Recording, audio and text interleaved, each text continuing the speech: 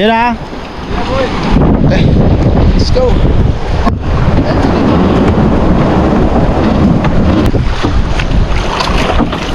Okay, andaran muna Pukyo.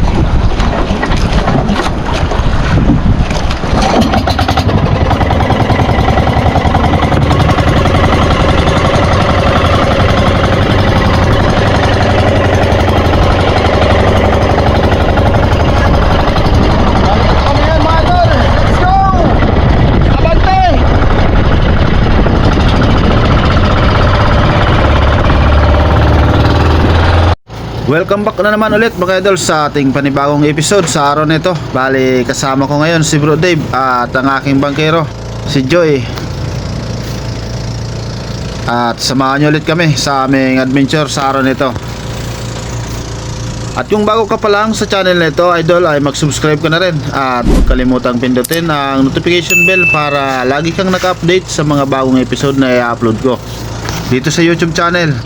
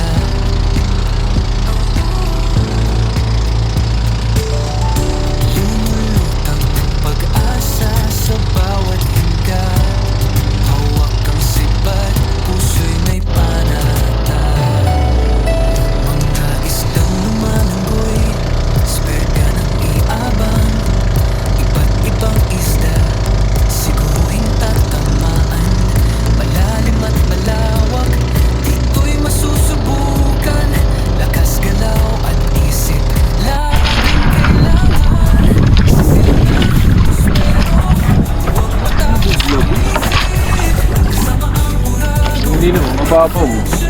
Hindi ka bubawan, no? Bato ng tukmol. Dali, tukmol. Dali. Ito pa man na nasabit. Oo naman ito. Oo niya nababaw. Sa bad job naman ito speaker giyan. Kantangigi. Oo, niligyan mo ano. Diyan nagpapano.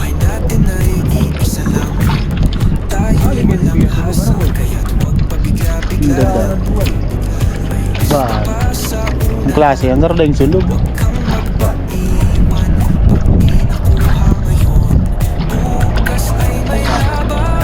Kamiserya. Alas 10:05. Ano kipala ako ganun ba? Si Bro Dave, sumuba na.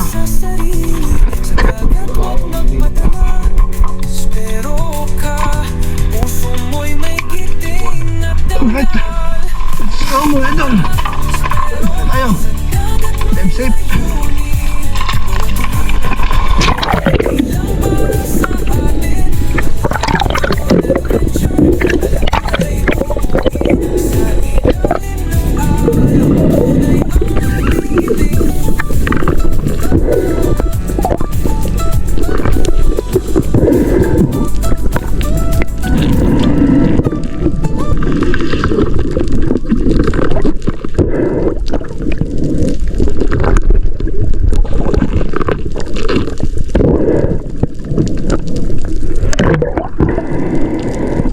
Nakaload na ang dalawang rubber kaya naka-ready na rin ang ating SG at nag-drop na rin ako dyan mga idol. At dahil kabababa ko lang ng bangka kaya dito muna ako nag-drop sa mababaw na parte.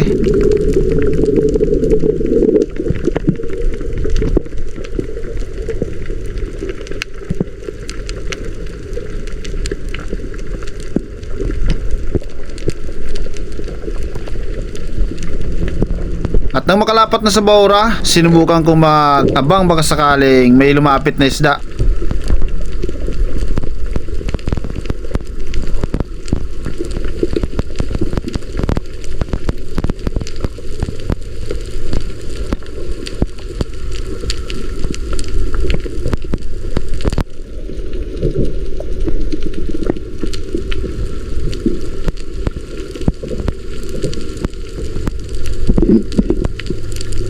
Pero wala akong ibang makitang malaking isda maliban dito sa dalawang double line mackerel. Kaya ito na ang tinarget ko para sa unang isda natin mga idol.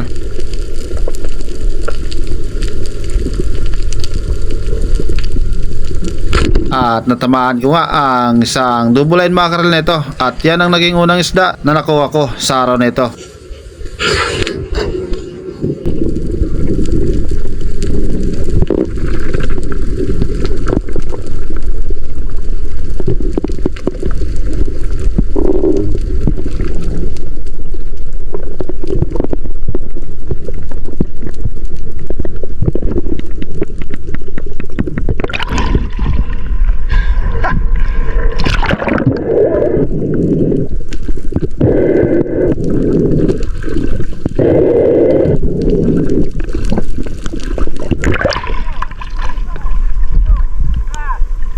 Barangsa.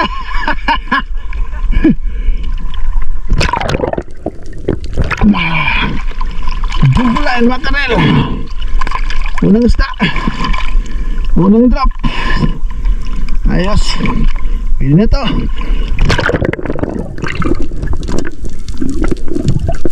Yan, malaki na rin. Nagit 1 kilo.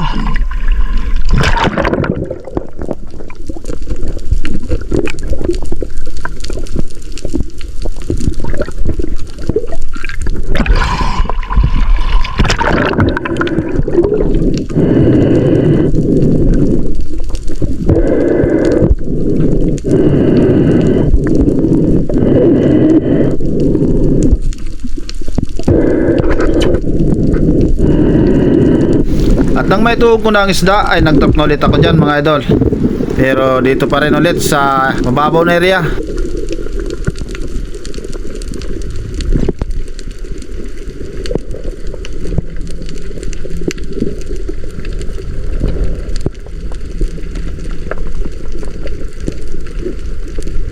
Nang makalapat na ulit sa Baura, napansin ko ang mga dalagang bukid nito na hindi na mapalagay.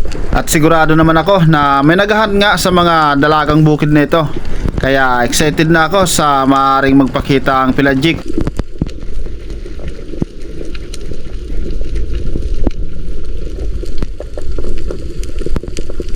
At habang nagmamasid sa unahan ay may dalawang bluefin trevally na pala na galing sa may bandang likuran ko.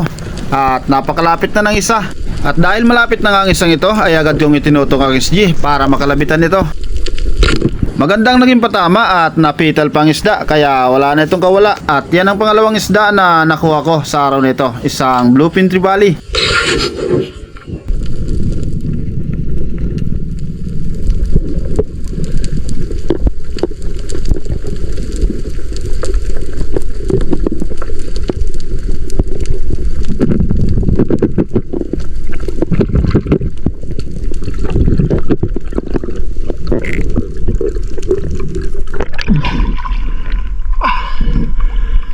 Bluefin trevally.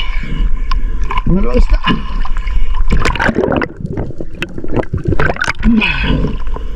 Nalilikot ng dalagang bukid kaya pala may dalawang bluefin trevally.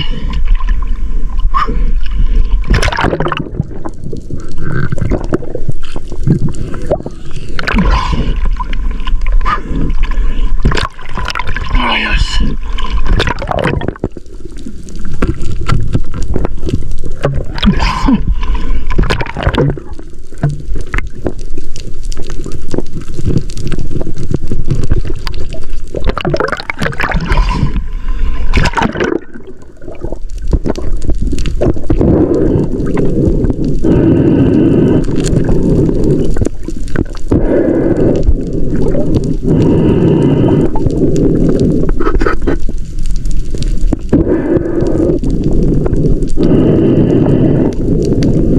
At nag-drop na ulit ako dyan mga idol. Same spot pa rin.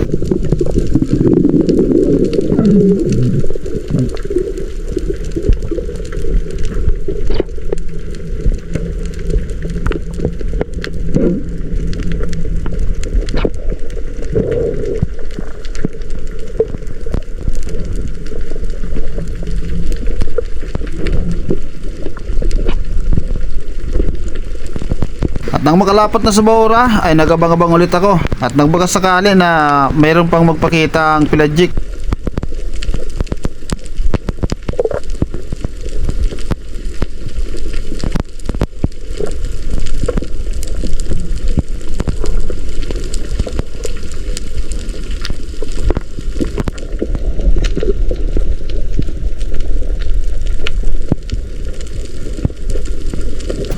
Wala nang Pelagic na nagpakita kaya naghanap ako ng pwedeng makalabitan.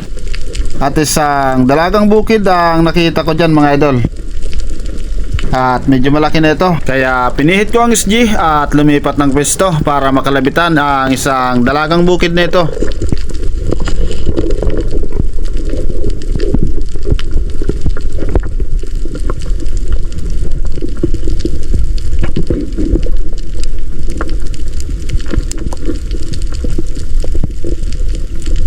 Ayos, at yan ang pangatlong isda na nakuha ko sa araw na ito mga idol. Isang dalagang bukid. Pwede na rin ito pang ulam at napakasarap nito.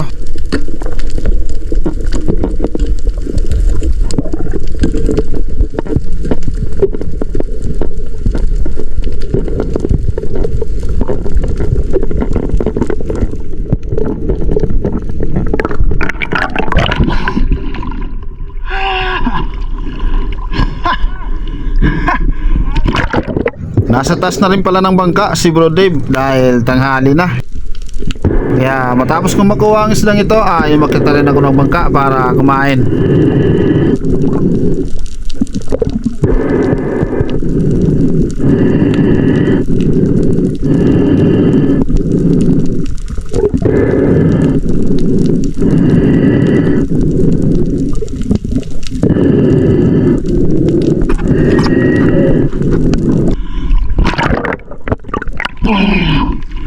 Alas 12.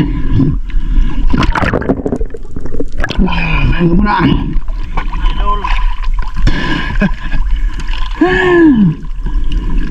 Maliliit. Bumang dalagan si Idol Dave. Dagdagan tanigin mo.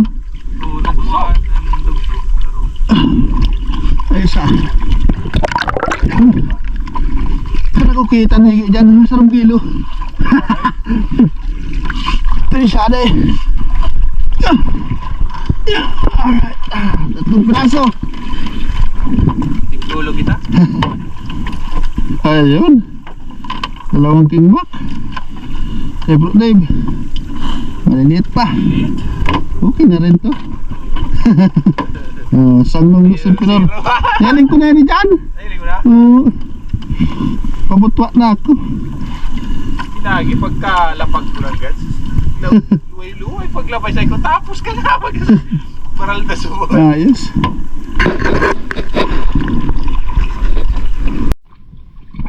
Pangalawang baba mga idol. Alaon na yung media ng hapon. Right, let's go. Ando na si Bro Dave. Ayan o. Alright.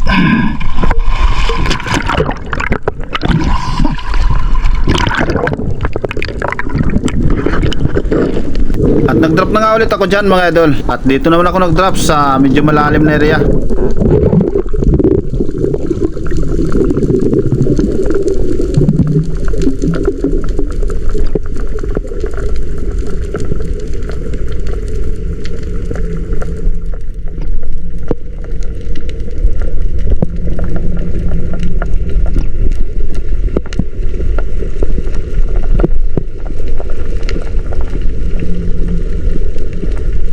Nang makalapat na nga sa Baura ay isang king mac agad ang nagpakita dyan sa akin mga idol. Medyo malaki na sana ang isang king mac na ito pero malayo ito at hindi ako napansin na ang isdang ito. Tinas ko pa sana ang SG para mapansin ito pero dire-diretso lang ito sa paglangoy. At naghintay pa ako dyan ng ilang segundo pa baka sakaling bumalik ang isang king mac na ito.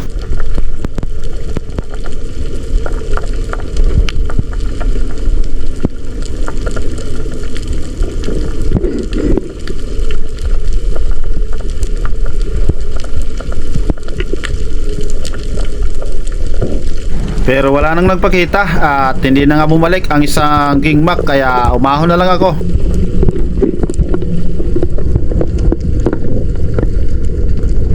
Ilang ulit ko pang binalikan ang areang ito pero wala na akong nakita ang pelagic at wala ring ibang isda na nakuha, kaya umakyat ako ng bangka at lumipat kami ng ibang bahura. Alas 3:14. Umipat kami sa ibang bahura. Tama na ko. Let's go.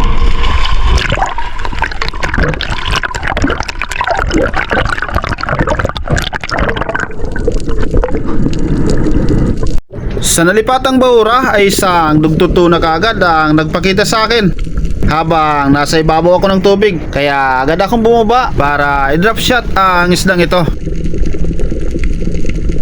At nang maklose ko ang gap ay tinira ko na at maganda ang naging patama at halos lumusot pa ang shafting natin sa isda. Estimate ko sa isdang ito mga 5 kilos lang, pero malaki na pala ito dahil umabot na ito ng 6.8 kilos. At malakas ang palag ng isdang ito. Isang uri ng isda na pinakamalakas humila.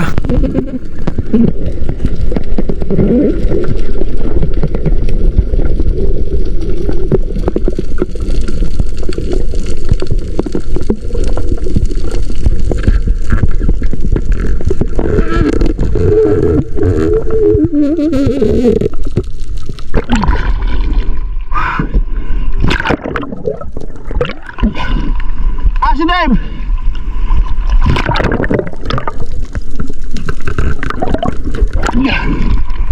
Hala! Hinarap ko si Bro Dave para by second shot sana ang isda dahil napansin ko ang flapper na nasa loob ng katawan ng isda at napakalakas pa nitong humila. Mas okay sana na may second shot ang isda para sigurado, pero napakalayo pala ni Bro Dave, kaya dahan-dahan ko na lang na hinila ang isda pataas para mahawakan ko ito.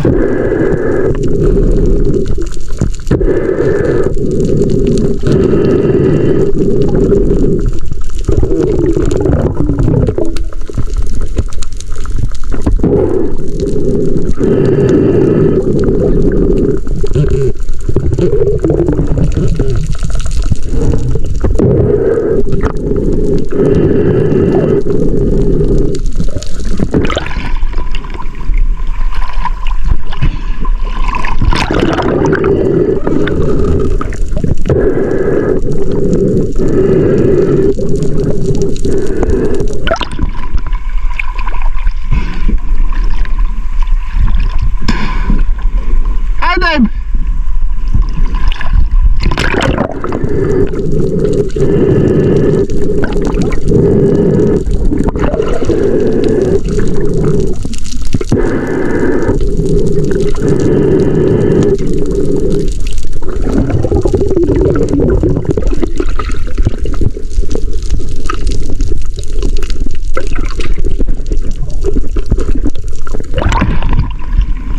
Ayos! Dugtugto na! Alright!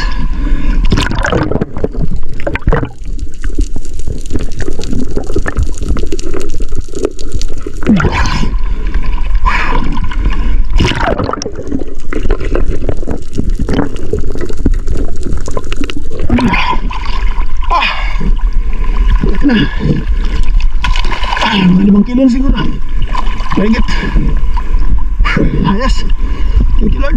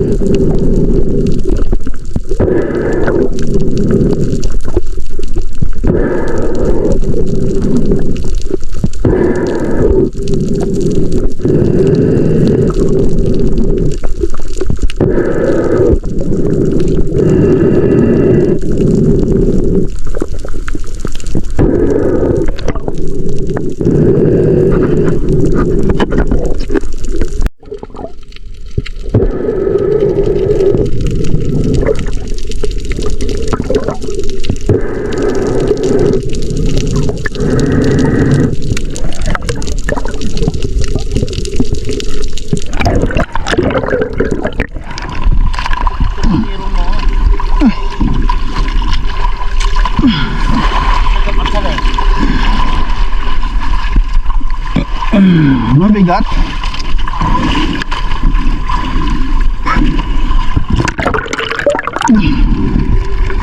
Mabigat talaga.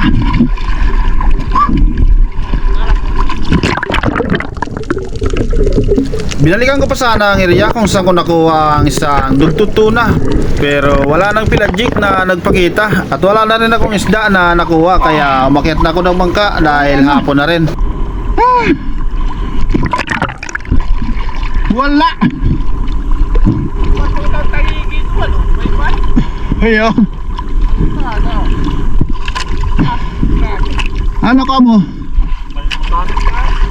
Malinutan. Ayos.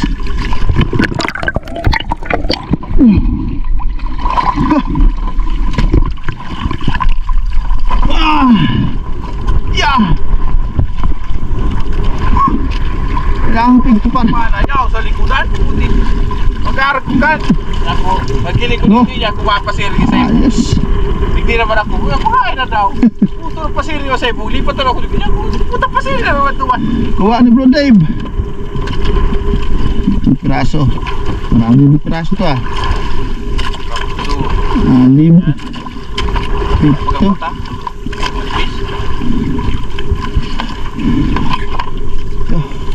Lupin Tribali. Dalawang King Mac. Tsaka isang long nose superior. Ayos. Manalo na, dami din progress. Panalo na. Okay na. Matod ko na lang kayo dyan, so pag-crudo po inan sa iyo. Pag-atod ko sa kaidangan, Mother Joseph. Sa kilo na tuktok ko. ito naman sa akin mga idol. Wow, nagpalan. Patod. 4 na piraso lang. Eh, nagkaura ka. Hindi yung tama. Karang harap, karang kayo. Ano? Papasikod ka kaya kanya. Ako ang tura yung uno. Hindi na masama. Kanawa na. Uwi na kami. Nagbumat ang Alas payo. 5 na. Alas 5:04. Lagi mapasiba. Parukan, ta. Ha? Ta. Dahil nilagtukuan. Alok to. Sakit tangod ko. Pagbuka ko rin nga ni Maria tawulog yung tada. Uwi na mga idol. Alas 5 na. Tahan mo na yan. Tukmol. At mag shoutout na tayo mga idol. Shoutout at maraming salamat kay Lolito Basilisco Jr. from Zamboanga del Sur, Kasalum TV, Milo Amores from Perez Quezon, Arman Bagyo from Bulan Sursugon, Tata Untoy Puji Edward from Quezon Province, Cardenio family from Labisares, Northern Samar, Ariel Cortez from Baler, Quezon City, Hilson Ortuhan from San Vicente, Santo Tomas, Batangas, Elmir Marcon and Andon family from Calayo, Cabatuan, Iloilo, Jampol Arevalo from San Jose del Monte, Bulacan, Jewel Bael, Leo Tomas from Nueva Ecija, Sa Arenas family from Cagayan de Oro, Socrates Guarin from Pampanga, Armando Suaverdes from Cabugao, Bato, Catanduanes, Abel Salva from Caloocan City, Rene Alisin from Pasay City, Leopoldo Ursal at Marilo de la Rama from Quezon City, Juban Yosico from BGC, Taguig, Manila, Pancho Pantino from Rapu-Rapu, Albay, Dinis de la Cruz and family from Naik, Cavite, Bibin Burlagdan Channel and family from Pinagbubong, Tabaco City, Albay, Jonathan Recto from Mandaluyong City, Ben at Mary Grace Reyes from Sambales, Danilo at kay Chuds Prince Adalim, Gisbik Kinapundan. Shout out sa inyong lahat mga idol at maraming salamat. At pa-support na rin po mga idol sa YouTube channel ni GCTV from Birak, Catanduanes. Maraming salamat po mga idol at mabuhay po tayong lahat. Kay bahan naman.